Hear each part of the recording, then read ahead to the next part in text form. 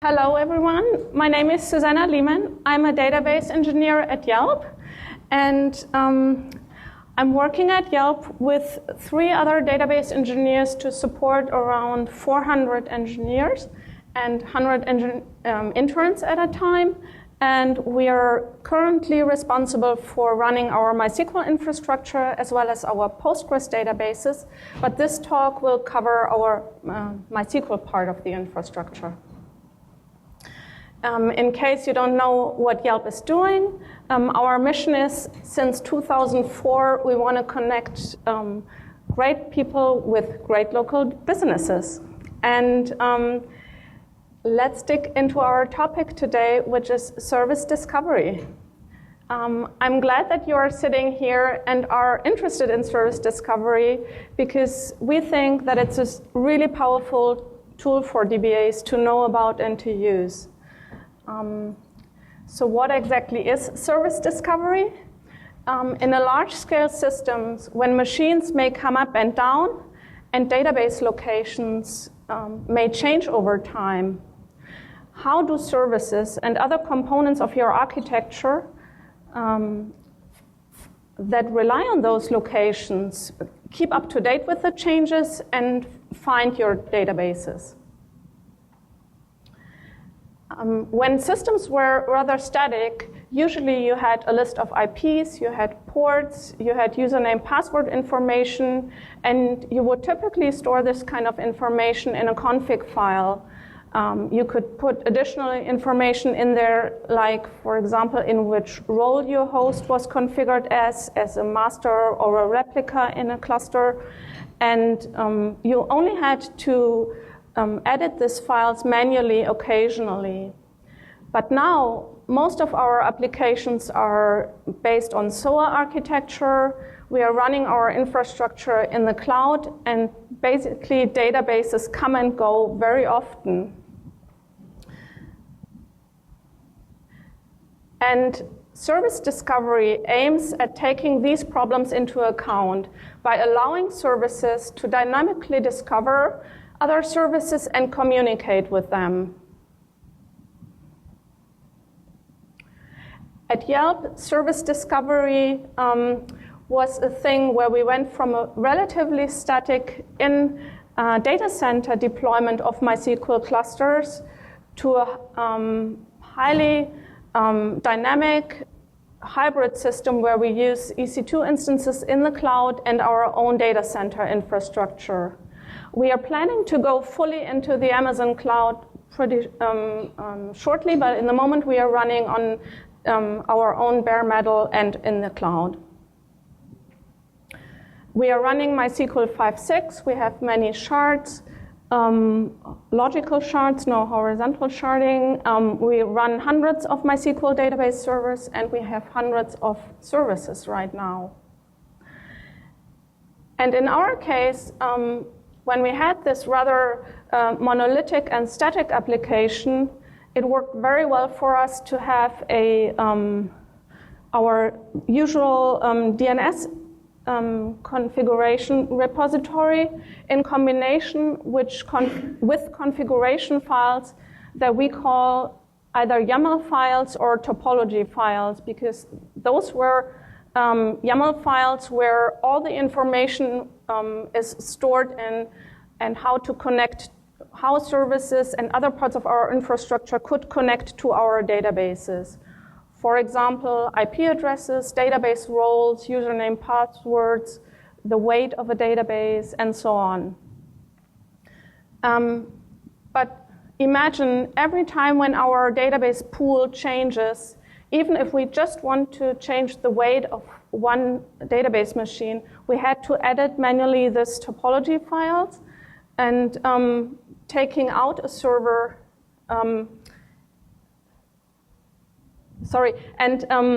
additionally to this topology files, what we are also having is a hierarchy of grouping our machines together. This allows us to apply, for example, our Puppet code or our Terraform code only to a certain group of machines. For example, let's say you want to have different thresholds for your alerting either in stage in comparison to prod, this is very easily to apply when you have this kind of grouping of machines. And most of our databases are what we call advertised on a habitat level, and some of our databases are advertised on a region or super region level. And then our master MySQL databases, which are the ones which are taking the writes, of course, are available on an ecosystem level. So this is a system that helps us really good to make our code applicable only to this certain areas of our infrastructure, but it adds also a certain level of complexity. Because now imagine we have this topology YAML files that I was telling you earlier on. We have not only one per, let's say, prod or stage environment, but we have many of them per habitat level. Then we have hundreds of services, maybe on one MySQL cluster running, and we have one entry per service. So this can result in, when you take one DB host out of this pool, it can result in editing hundreds of entries in this topology files in as many as 10 of these topology files. And we all became very, very fluent in using the nifty one-liner, or every one of us was using their preferred tool of editing these files. But in the end, it really sucks because it's slow and it's error-prone. And although you might be really sympathetic with us that YAML editing sucks, we had some bigger goal in mind when we were tackling this kind of problem. At Yelp, we have very, very predictable traffic pattern. Our traffic is the highest in the evening hours of the US East and US West Coast. And on Friday and Saturday evenings, we see our highest amount of users coming to our website or to our apps. And we were already scaling our webs elastically around these traffic peaks that you can see here. But our databases, we had always to provision for the peak load that we were seeing.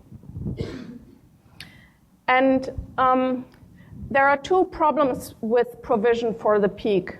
One problem is, no matter how much you provision for the peak, then there might come this one day where you are still under provisioning and the peak goes over your amount that you have provisioned. And then our end users might have a really poor and slow experience with Yelp, which we, of course, never ever want to have. And then, on the other hand, our AWS instances that we are using are really, really large instance types, and we have a lot of them. So this results in a huge amount of costs when you over-provision all the time. So this is what we wanted our scaling to look like. We never wanted to be out of capacity, but we also wanted to make sure that in these periods where we have less traffic, that we don't have too many instances running. And in order to achieve these goals, that we could scale our databases elastically, one big blocker was this manually hand-rolling of topology files that we had to do every time when we wanted to change the DB pool. So in detail, our goals that we wanted with this project to solve were the auto-scaling, as I told you in the last couple of slides, but also we wanted to be able to manually scale easier, to be able to fall over from one data center to another very easy, and then also have something that we call self-healing databases, where if a MySQL node experiences some problems, that we would automatically stop sending traffic to this host. And without, for example, waking up a DBA at 3 a.m. at night because Amazon decided to terminate one of your instances. And yeah, ultimately, we wanted to have time to work on automating other parts of our infrastructure, and we wanted to save a really substantial amount of money with this project. So the overall requirements when we looked into solving these problems were, of course, we wanted to have something dynamic and scalable. We wanted to have something which was easy to introspect in terms of problems. The end users of Yelp shouldn't be affected by this change, of course. Then again, as I said already, we wanted to be able to shift traffic from one Amazon data center or region to another. We wanted to be able to declare a host being in or out of the pool easily in order, for example, to make maintenance to a host much easier than wrangling with these topology files. And in the end, it should not create a single point of failure, and of course something open source, because we are using mostly open source software at Yelp. And when we looked into the solutions that are out there, there are a lot of different options how you can solve this service discovery problem. But most of them did not fit our bill.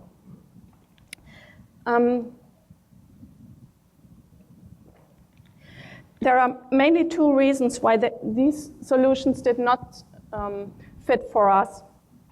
One was a lot of these service discovery mechanisms are very tightly coupled to the fact that you are writing your own client for Zookeeper in order to register your location into Zookeeper.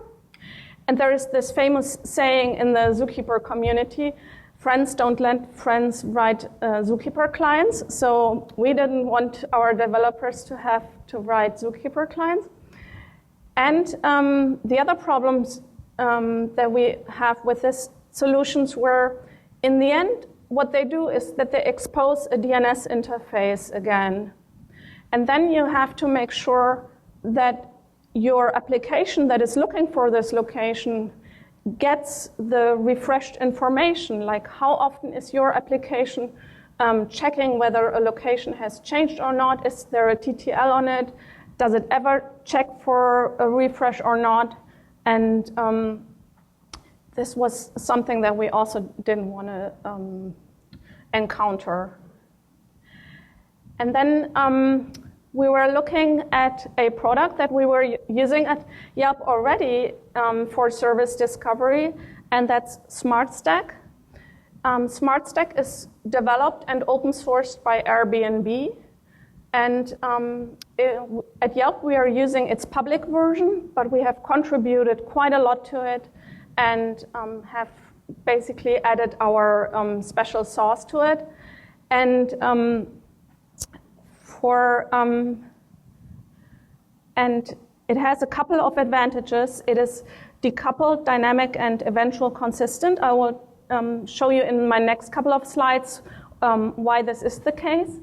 And also we think that Smartstack does the things that it does very simple and very well, which is a philosophy that we can, that we really liked. And it's being still used rather rarely in the industry, but we think it's a cool tool. And again, I will show you in the next slides why we really like it. When you look at the problem of how to find a service and how you want to solve this service discovery problem, there are two sides to this problem. One is you want to register the location of a healthy service into a central registry. And then on the other hand, you want to query this central registry and learn about the location. And this is exactly how Smartstack is designed. It has two completely independent parts. One is called Nerve and is responsible for the service registration. And The other part is called Synapse, and it's responsible for the service discovery part. Most people which are using Smartstack are using Zookeeper for its central registration tool, and that's what we are doing too. And as I mentioned already, it's open sourced. It's very well documented. You can find it online on the Airbnb web engineering blog or web page. And to look deeper into the individual components, for us, Nerve is configured as a system service, and it's automatically started on boot of a machine. And each service host runs Nerve in parallel and checks periodically on the health of the service. And whenever the service is considered healthy, then it's been registered into Zookeeper. But the service itself never interacts with Zookeeper. And that's what I meant earlier when I said Smartstack is decoupled, in contrast to some of the other solutions out there where you have to rewrite each and every client that you want to connect into your service discovery architecture. And that makes it really easy for us to basically everything that we want to plug into our service discovery system, we don't need to rewrite any of the services. We just need to provide this health check endpoint, and then Nerve registers the location into Zookeeper. In other words, you have this service host machine where a couple of services are running on. Nerve is checking on the health of the service and then writing the information of the location into Zookeeper, where then Synapse can read the information out of Zookeeper. Synapse is also a system service which is started on boot, and it's responsible for the discovery part of the system discovery problem. And it gets push notifications from Zookeeper about the currently healthy and registered services. And once it has this information, it usually then writes this information into a local running HA proxy. Here you can see this again in an image. Nerve is writing the information into Zookeeper, and then Synapse is reading the registration information from Zookeeper and dumping the information into a local running HA proxy on the host that you want to, on this client host where you want to consume this location information. For our MySQL infrastructure, we decided not to use this mechanism that's generally used with Smartstack, where you dump the information into the local running HA proxy, but instead we are using JSON files, which are flat files on the client machine. And one reason for this was that at the time when we started doing that a lot of our infrastructure that was connecting to the databases were still relying on very long-living database connections, and HA proxy has the thing that whenever Zookeeper is being updated with new information, and then Synapse is getting the push notification for this new information, then HA proxy would restart. And that's something that we wanted to prevent in combination with MySQL. And also we have something that we call bootstrapping scripts, which are scripts that help us provisioning new hosts in our infrastructure. And my colleague Matt was giving a talk about this earlier today. If you are interested more in this bootstrapping process, check out his slides. They are available online. So to put this different parts of the Smartstack components together, There is one machine which is the provider, where the service is running on and is having this API endpoint and giving you the information whether the service is healthy or not right now. And Nerve is checking on this endpoint. And then once Nerve finds this healthy endpoint, it registers its information into Zookeeper. Zookeeper you can basically think of as a database with very nice properties. And then this Zookeeper information is queried by Synapse and writes the information out into JSON and HA proxy.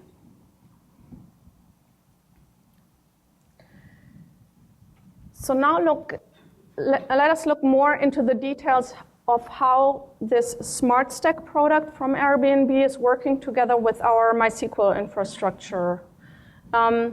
We had MySQL already behind our Smartstack infrastructure and everything configured in order for this bootstrapping process that I was mentioning earlier.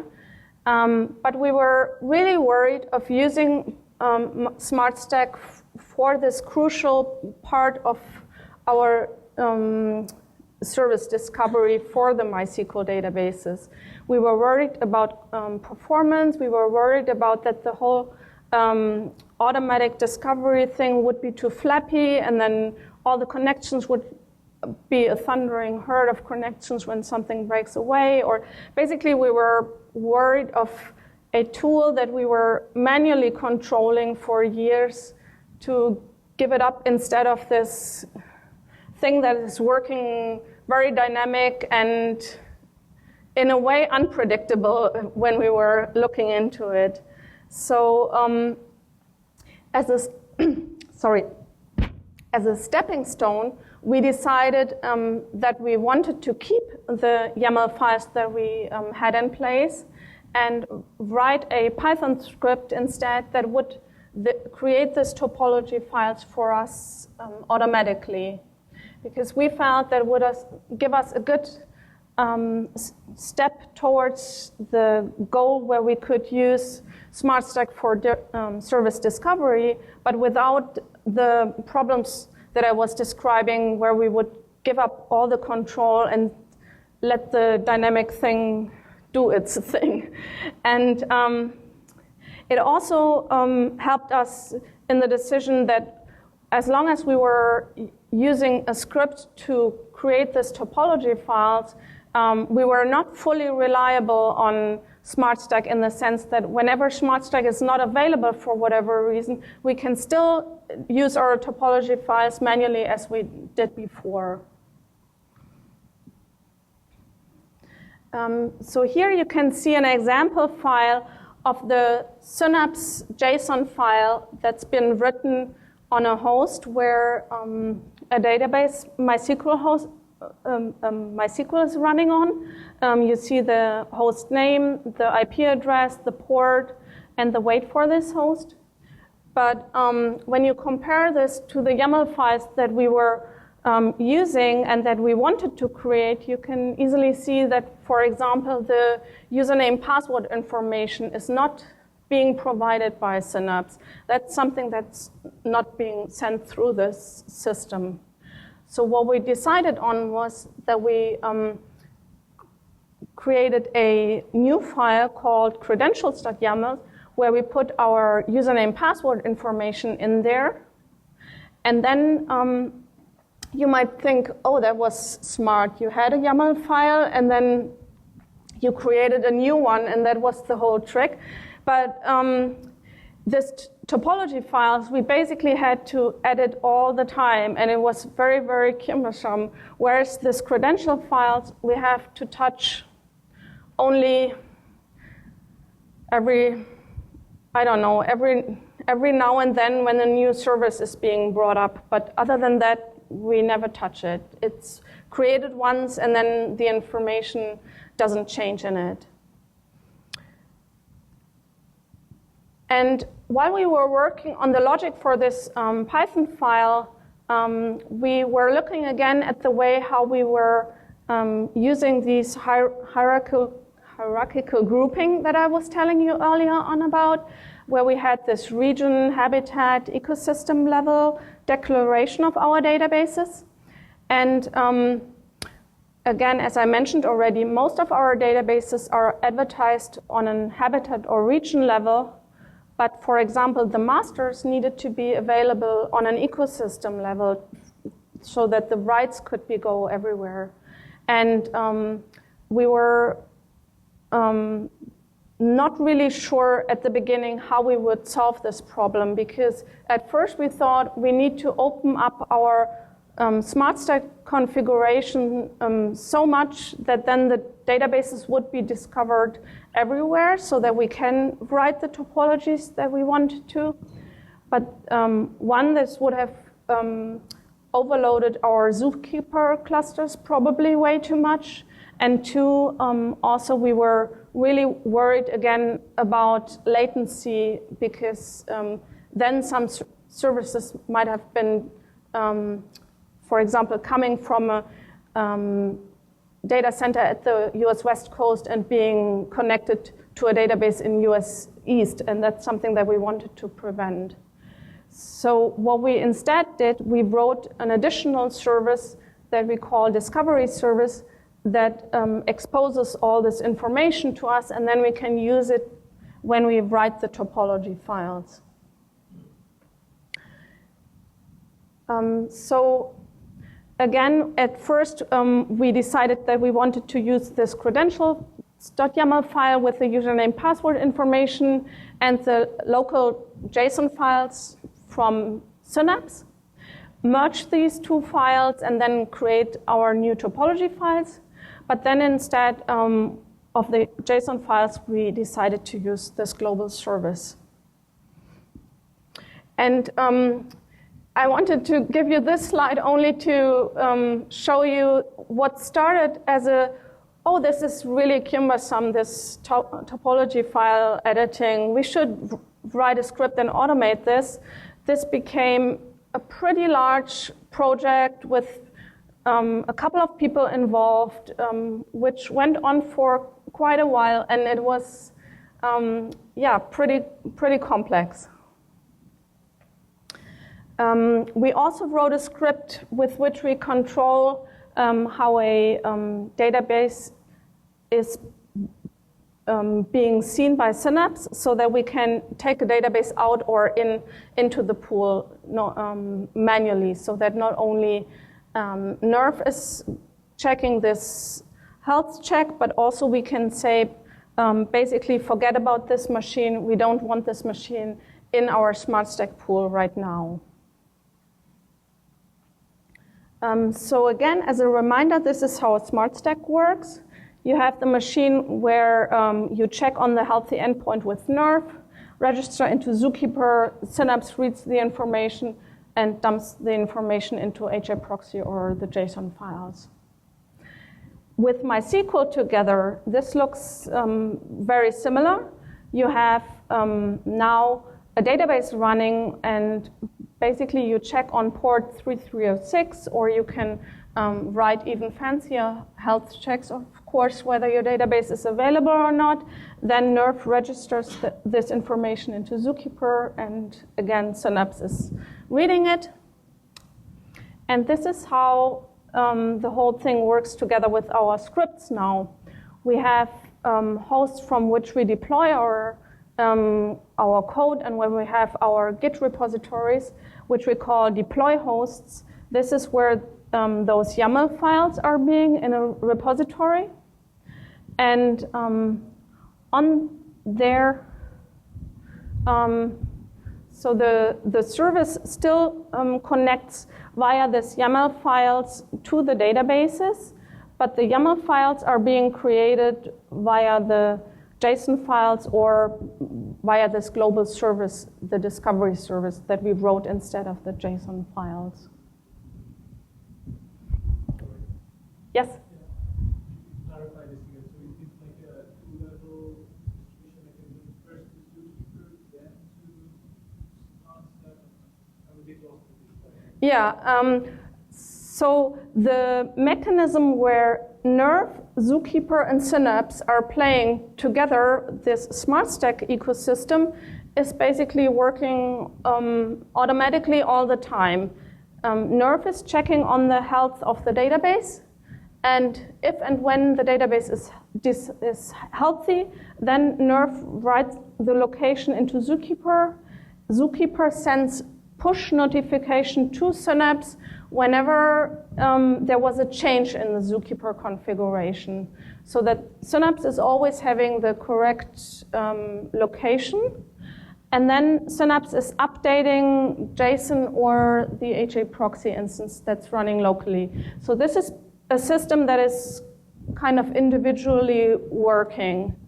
And then we have our scripts in place. I will go more into detail how this part of the infrastructure is working, where we run where we check on the information in the JSON files or this discovery service, and then update the YAML files based on this information. So the push Zookeeper does to Synapse, does that happen synchronously, like immediately following the Nerve update, or is there an interval?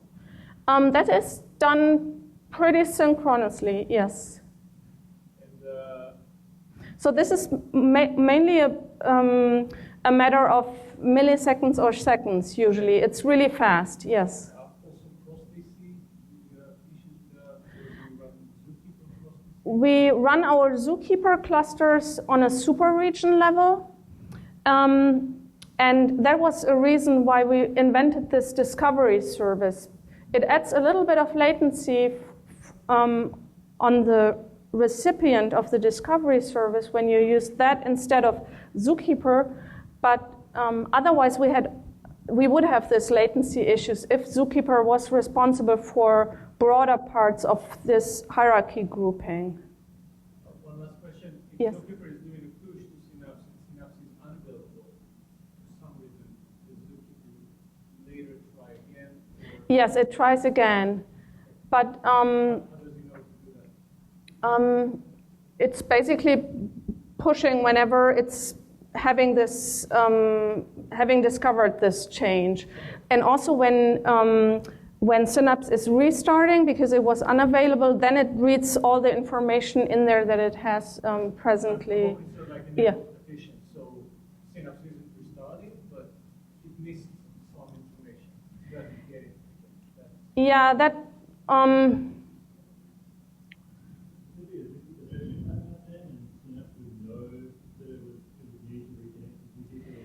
Yeah, I think there is a like a refresh every so and so seconds, and then additionally to that is the push notification running. So because otherwise, if all the Synapse processes would constantly ask Zookeeper, "Hey, have you changed? Have you changed? Have you changed?" Then Zookeeper would be overloaded. So there is a balance of, on one hand, checking whether something has changed, and on the other hand, this push notifications happening. But again, we wanted to make ourselves independent from this kind of failure. That's why we put these stepping stone in place where we used the topology files still.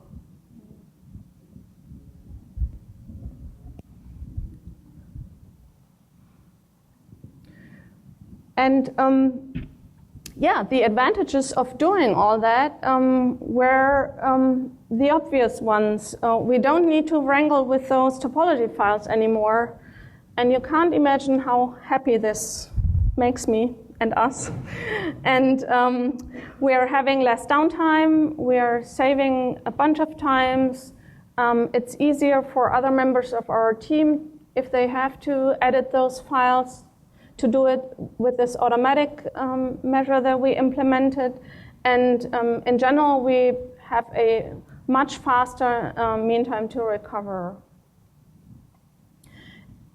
And we can now scale like that, which was the big, hairy goal that we wanted to tackle. And yeah, as I was saying to Shlomi, we are not really caring about the failure modes of Zookeeper, Synapse, or Nerve right now, because one, this infrastructure has run at Yelp for, I think, at least 2 years already, very, very successful, and it's usually very stable. And if one of the parts became unavailable, it's not a big deal for us, basically. We can fall back to our manual editing, and then that's it, kind of. So yeah, everything is fantastic, right? But I won't lie to you. There was quite a bit of blood, sweat, and tears to get there. And we were facing 3 big challenges while we were doing this. One thing was this hierarchical grouping of the machines that I was mentioning earlier. The local JSON files only represent this local view of our databases. And for example, the master databases had to be visible on an ecosystem level. So when we tried to solve this via configuring Smartstack, and you can see that we have a very nice way of configuring Smartstack. On the right-hand side, there is an example. We were still not able to represent the way of how we wanted our databases to be via this configuration. And that's why we had to go this route and develop this global view or this discovery service. Once we made this decision, it was honestly not that hard to write this service, and it didn't take that long. It was more a process of getting there and wrapping our head around of what would be the best solution to do this. Another challenge was that the logic to generate those topology files was non-trivial. At first we thought, well, how hard can it be to have username, password information in a YAML file, have all these JSON files, just mingle them together and you are good, right? But like the more we looked into that, and once we had written the script for the obvious cases, it became more and more complex. And then lastly, once we had finished all this process, and we had topology files that we felt those are now matching the ones that we have in place, the manual ones that we had created, we realized that our manually generated topology files had become more snowflakey over the years than we had thought. And to reconcile those topology files was a really big group effort, and we worked hard to make sure that we would not break our infrastructure by constantly trying to match those versions.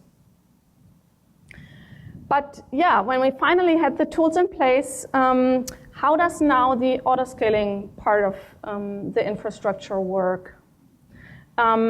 We use other parts of Glue in order to make this autoscaling happening. We are using a couple of more scripts that we developed. We are using Terraform, we are using autoscaling groups, Puppet, and Jenkins. And the Bootstrap scripts, as I mentioned already, are a set of scripts with which we provision our new MySQL databases. They are pulling down a backup from a buddy host and then automatically join a MySQL cluster and the replication stream. It's a really nifty system on its own, and you can check it out when you look at Matt's slides. Additionally, we're having a up to 5-level deep replication hierarchy in our MySQL clusters. The reason for that is that we want, for example, a couple of read replicas at the US West Coast and a couple of read replicas at the US East Coast. And we don't want to stream all this data when the master database is, for example, in US West, to stream all these replication streams over to the US East Coast, but we want to do this only once. And we achieve this by having something that we call intermediate master. And then this host then has a couple of leaf nodes hanging on this node. And whenever we bootstrap a new host, we need to make sure that when this host is bootstrapping successfully and entering the pool, that it's entering its right position in this hierarchical replication tree, and that's what we achieve with this scripts. And then you might know Terraform. It's an open source tool from HashiCorp. And Terraform codifies APIs into declarative configuration files to predictably create infrastructure.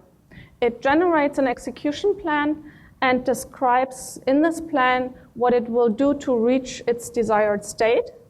And then you can execute and iterate on this plan.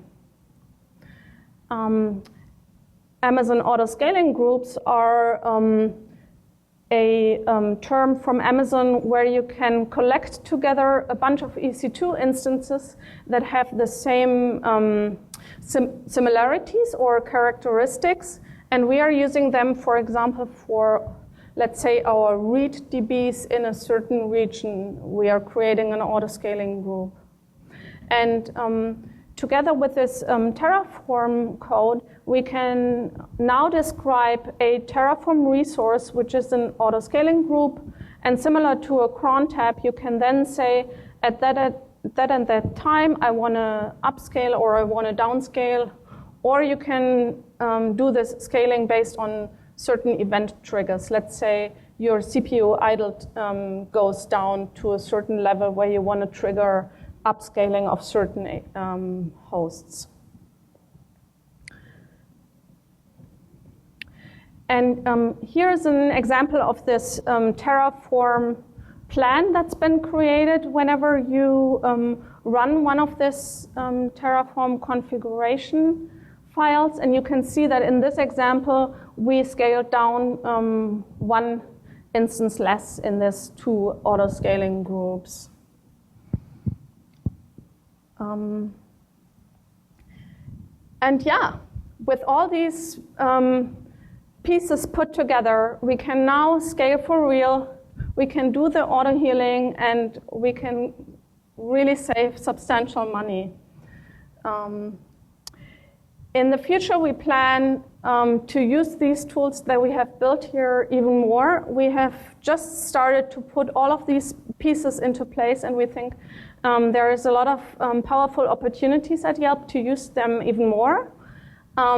We might omit over time these topology file creation, this additional step that we have put into.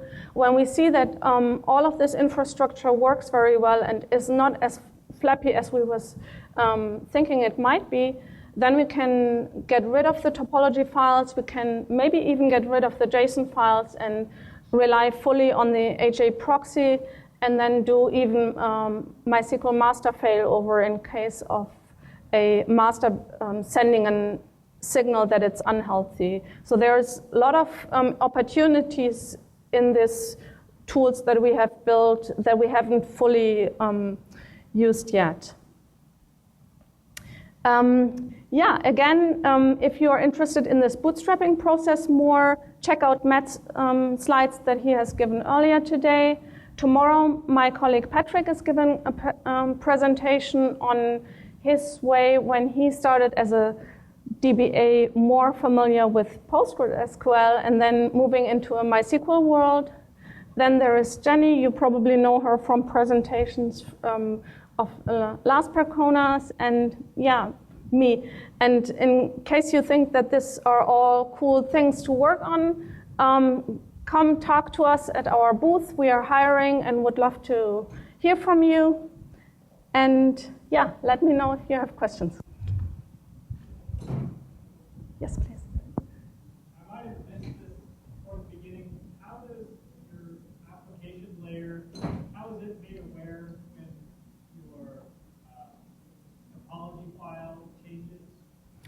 We have built an additional piece of infrastructure that I did not mention here because it would just be too much, which is a Python package and handles all the connections, the connection pool to our databases. And this tool basically has a watcher running, checking whether the topology file has changed or not. And if yes, it changes only the connections that are being, that have changed. So this is another really, really cool piece of infrastructure that we have built, but it's kind of another talk because it's rather complex, because we were really worried that if we reloaded all of topology every time that something would change, then we would have this thundering herd problem. And that's something that we really wanted to not have. We only want to make sure that the connections which are going to a host that we want to take out of the pool, that they are being stopped and being redirected to a new host. So only the changing ones should change and the other ones should stay established. But yeah, I did not really touch on that. Yeah. When you scale up, how long does it take to load the data? How does it take to scale up, basically, is your question? Yeah, how long does it take? It depends on our MySQL clusters. We have some pretty big MySQL clusters where we have around 1 terabyte of data, and we are able to scale them up in, I would say, if we were really in a hurry, maybe 1 hour 15, we can provide new hosts. But our scaling infrastructure is, in the moment, giving us 2 hours for this. But then we have smaller database clusters where it's much faster. It depends really on the amount of data that needs to be streamed and restored before the fresh instance can join the cluster. That's what's taking the longest in the process. Any other questions? Yeah, if you have more questions, I will hang out at our booth in the exhibition hall. Come and talk to me, and otherwise you can find us at all the usual places. Thank you.